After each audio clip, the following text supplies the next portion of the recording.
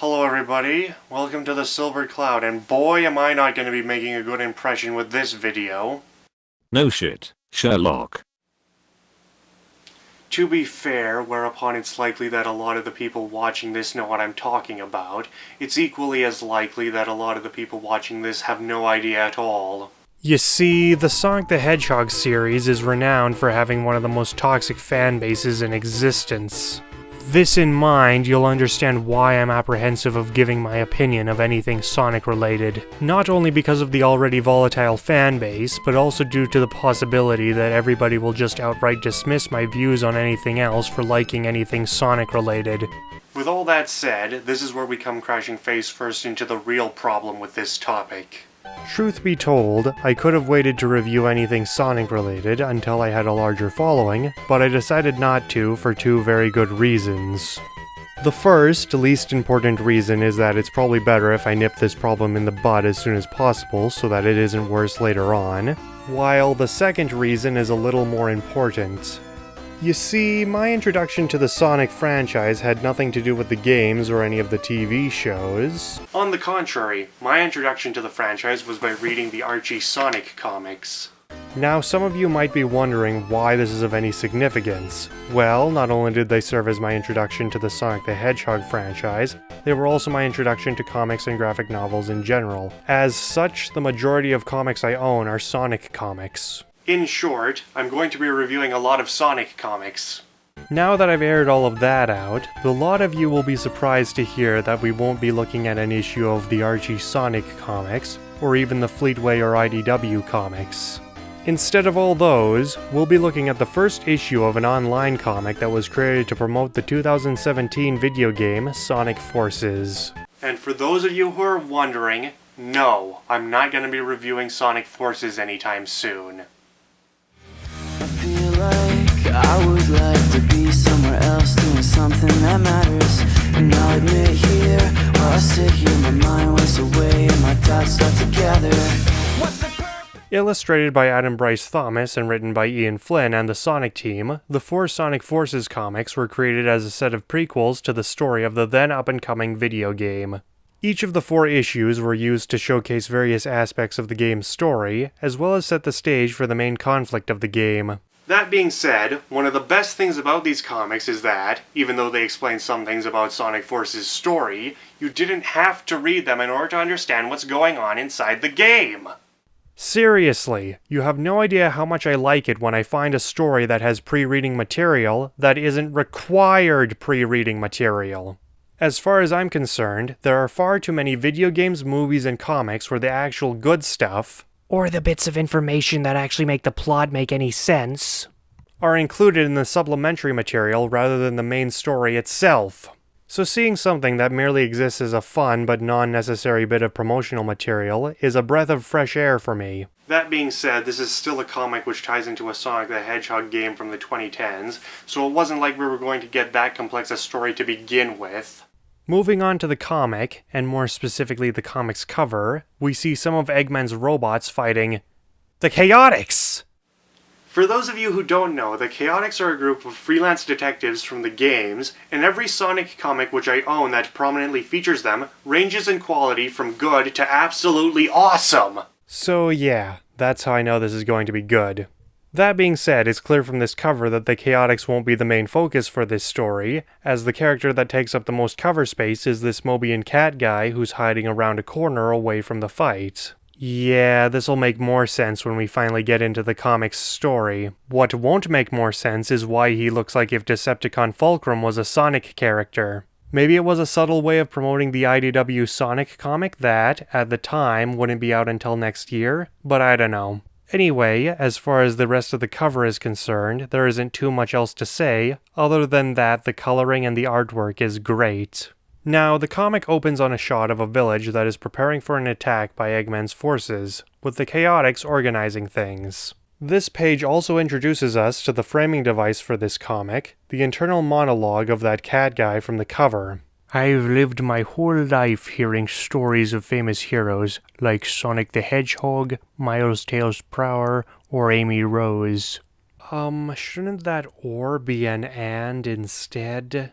and I've always wanted to be as cool and heroic as them. If only I originated from the classic series. But I'm a coward. I opted for lookout duty, so I'd be away from the fighting. I could hide and be the first one to know when trouble was coming, so I could run away. You opted for lookout duty, a job which would most likely put you on the front lines, so that you would be away from the front lines? You magnificent bastard, I read your book! Well, I guess we can add being illogical to the list of reasons why this guy isn't one of this world's heroes, but Big the Cat is.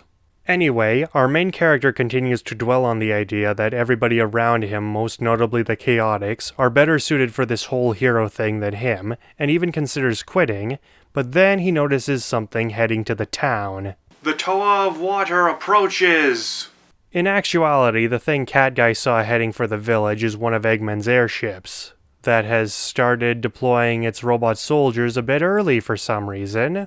In response to this, Cat Guy sounds the alarm, and the Chaotix set about getting the other Resistance members primed for the fight. Nobody panic! We've been preparing for this! Everybody take your positions! Those of you assigned to a computer room better not need me to find it for you. Yeah, time to show Eggman what we can do. Sure, we may be game characters who fought Dr. Robotnik and a number of other strong opponents before, but if we don't one-up ourselves, every other character in this franchise will. Anyway, Vector tells Cat Guy to join in shoring up the defenses, and, despite his earlier self-doubt, he jumps at the chance to prove that he actually can be a hero, only to fail to do anything useful a number of times. These include being unable to lift a metal pipe that Vector is easily able to carry, getting a burst wispin from Espio only to set Charmy on fire with it, and hiding around a corner when Eggman's robots finally break down one of the gates. And, as those robots engage the Chaotix and other Resistance members in close quarters combat, our main character continues to lament his own shortcomings. I'm a failure, a coward, a fraidy coward, Somebody launch the bombs! The robots haven't gotten to the artillery cannon yet! Somebody bring down that battleship! The cannon is clear? Yeah, that's mostly because everybody on your team is playing DPS rather than any other role. Should've picked mercy. Should've picked any kind of support. Then I could arm and fire it without fighting. But there's no way I could load and fire enough of these to bring down that battleship. I mean, that would be an illegal move, and we all know people who cheat at Battleship are just the worst. Unless... Gotta hurry. Only one shot at this. And so our main character grabs a mortar shell, loads it into a cannon, takes a shot, and causes Dr. Eggman to spout a wee bit of forced dialogue. What? A direct hit to the launch bay? You may have stopped my invasion, but I'll be back with more! Much more! And I'll bring those 3 giant robots from the game trailer. That should give the Chaotix a run for their money. Even though they first appeared in a game where they beat a giant red version of Metal Sonic. But they had Mighty and Knuckles with them back then anyway.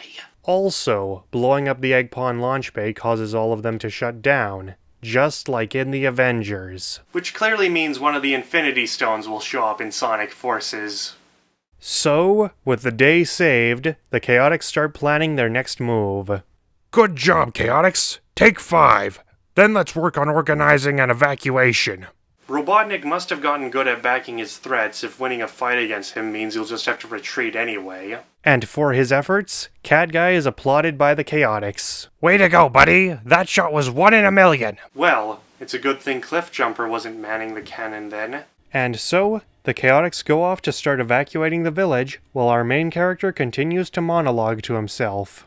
I helped save the day, but I could have done more.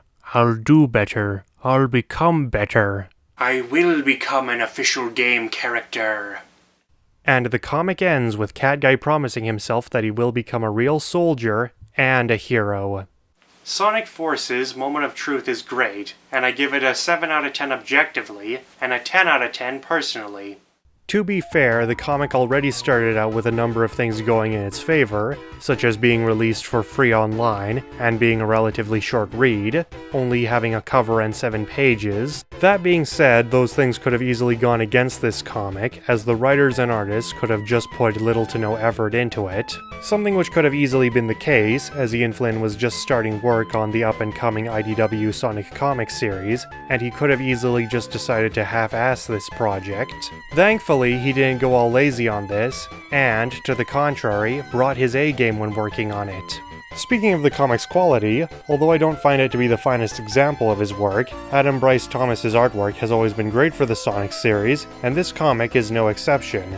As for the story, although it isn't anything too complex, I like the idea of focusing on somebody who would otherwise be a generic background character, a topic I'll elaborate on further when I start reviewing issues of Astro City. The character development for our nameless protagonist is very well done, and I especially like how the cover expertly alludes to his character arc, as well as the plot of the book. Speaking of the plot, one of the ways that this comic was to tie into Sonic Forces the game is that it would give an optional backstory for the player character in the game. And this is the part where I would show you guys an image of Cat Guy's in-game model, but I wasn't able to find one online. As such, I'll just have to make my character in the game look like Cat Guy. When I eventually review it, that is. So yeah, the comic is pretty good, and I can't really think of anything I truly dislike about it, apart from a few problems I have with Sonic Forces. But that's something I'll save for the video game review. And with all that said, I conclude my first comic book review, and quite frankly, it was way past cool. Until next time, have a good evening, my friends.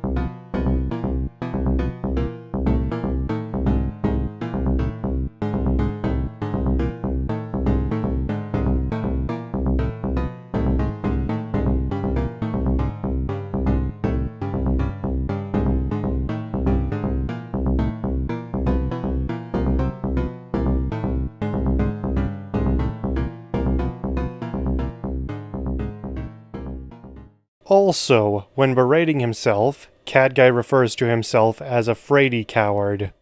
God damn it, Barb!